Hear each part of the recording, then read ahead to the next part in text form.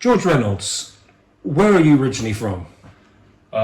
Place called Armadale in West Lothian, central Scotland. There's two Armadales in Scotland, a very nice one up the very northwest, and my town, which is an ex-mining, ex-brickwork, ex-steelwork, working class, middle of Scotland town. So people all know Glasgow on the west, or know Edinburgh on the east, but there is this area, this band in between, isn't there? Yeah, I mean, if people know Glasgow and Edinburgh, you'll know there's an M8 links the two of them. The A8, which is the old road, links all the small towns through West Lothian, from Edinburgh all the way through to Glasgow. They were mainly all mining towns, set up around mines and pits. That's originally came from. And yeah, so I'm a stunning 15 miles from Edinburgh and 25 miles from Glasgow.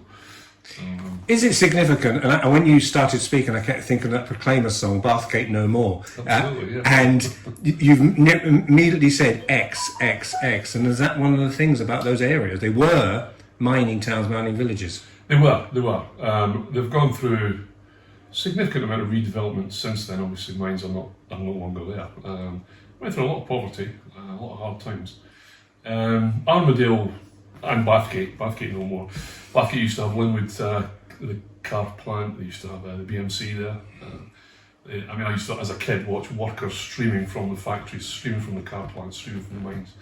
And I'm surprisingly, as you may see, but I'm not that old. So that's how long ago it was that sort of town changed. Really awfully commuter towns now, still small towns, but expanding with new houses, the type of houses that you see in Newhall and Church Langley, building all round about it. They've opened up the railway line again, so there's a railway line into Glasgow and Edinburgh. It's my town. When I go back there, I'm at home. I still feel it. I still enjoy it. I still love it. But it's a different town from what you get in a lot of areas. All those towns between Glasgow and Edinburgh. My town would be associated with Edinburgh, the east coast. You go 5-10 miles further west, and you become a Glasgow town.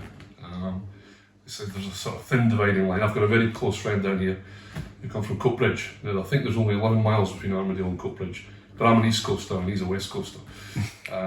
It's a different people. Have you still got family in Armadale? Yes, yeah, cousins. My mum, when she got older, she came down here. She's now sadly passed away. My dad passed away. My brother now lives in Luton, but I've got cousins that live there, and two very, very close friends that I continually message, talk to, etc. School life? School life. Went to the local Catholic primary school in Armadale, St Anthony's, and then secondary schools, the Catholic secondary school was in Bathgate, St Mary's Academy. Probably a very old-fashioned. The teachers had belts. They had black gowns. They give you the belt if you didn't do something. I thought about beating kids now is a bit sort of abhorrent, but those were the times. Fantastic. Got educated. Went to university in Glasgow, so they've done okay for me for all the potential look backs. I know I'm in a group with some of my ex-St Mary's the year, and some of them have got horrendous stories about their time at school. I was okay. I did fine. They taught me good values. They taught me. They educated me. I went to university. That's when 2.5% of the population were going to university. Which university did you go to? Glasgow? Glasgow, yes. To study? Chemistry, yeah. So I got a first class honours in chemistry. And then headed south. And I can't help, we are in the Crown pub. Yep. Which you are, the landlord. Yeah. The landlord. And we are surrounded by pictures of the Celtic Football Club. Do you remember the first game you went to? I do, yes, I do. It was against Clyde and we won 5-0. I would have been about 6. So, the beginning of the season. My cousin, who emigrated to Canada, always used to take me to the games. And whenever he came back, he always took me to the games. My mum wasn't quite so keen because it's hard to translate down here. But in central Scotland, when I was growing up, there still is a bitter divide between Catholics and Protestants, or Catholic heritage and Protestant heritage, Irish heritage and non-Irish heritage. It still exists to a large extent. It was quite rife in my day. My mum didn't like me going out with a Celtic shirt on in case something happened. She was always like, oh. So I used to have to hide my Celtic scarf up the road and go out promising I had no colours on and I would stay out of trouble, and then pick my scarf up as I was going to the game. Who's your favourite Celtic player of all time? It has to be Jimmy Johnston. He was an outstanding football player. And people always, best football players are always players that you grew up with. But my king, everyone has to have a king. My king is the king, Dalglish. Nobody could beat Kenny Dalglish. I think I was probably 15-ish when he signed for Liverpool. And I remember so clearly going out with mum and dad's bathroom, snibbing the door, and sobbing my heart out. And you know what, if I sat and thought about those feelings just now, I would choke up. Still one of the most traumatic moments of my life when Kenny Dalglish signed for Liverpool. And when's the last time you went to see Celtic? Recently? Yes, was at the last game of the season, a few weeks ago. My son, youngest son, is now at Strathclyde University. So we went up, it was his birthday on Tuesday. Celtic were playing on the Saturday, so hey, it was a good excuse.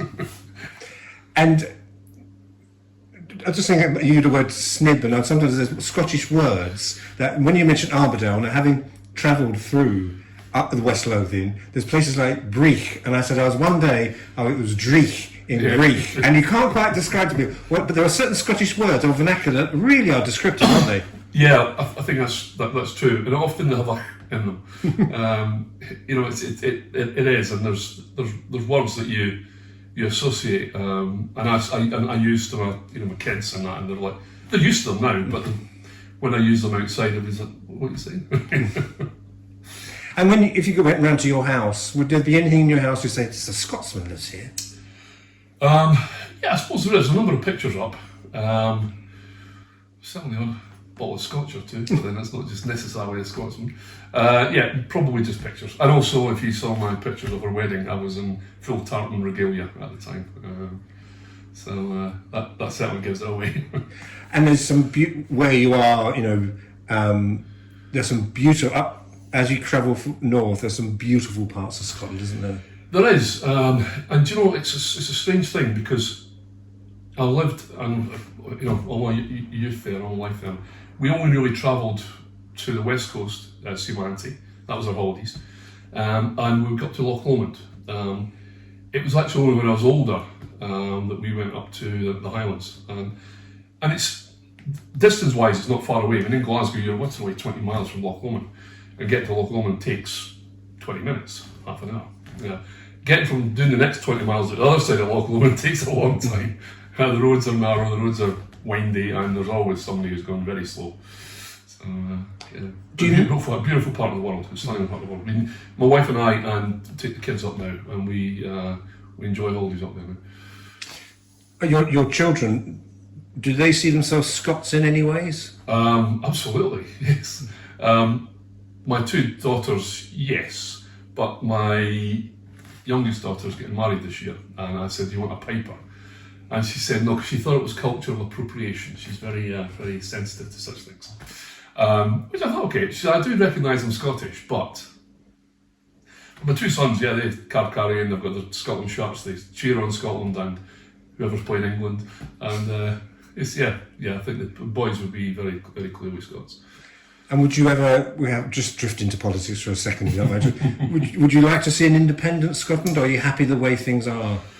Oh, do you know, most of my life I thought I would have supported an independent Scotland. I think there may be a time when an independent Scotland may be the right thing. It's certainly not the time at the moment. I feel Scotland, the Union, is a bit of an insurance policy. And Scotland, it feels at the moment, going for independence at the moment is like paying into the insurance policy for 400 years. And then when you need to draw out on it, you leave. It feels the wrong time for Scotland to leave just now. I think Brexit obviously impacted it dramatically as well, because Scotland's biggest market is England. And so we would be leaving a union with our biggest market to enter a union with only 20% of our trade. It would be a challenge. Maybe a looser, more federal country where Scotland's got its own independence to raise its taxes, spend its money, etc. Maybe where we go. The genie's out the bottle now anyway, so we'll see what happens.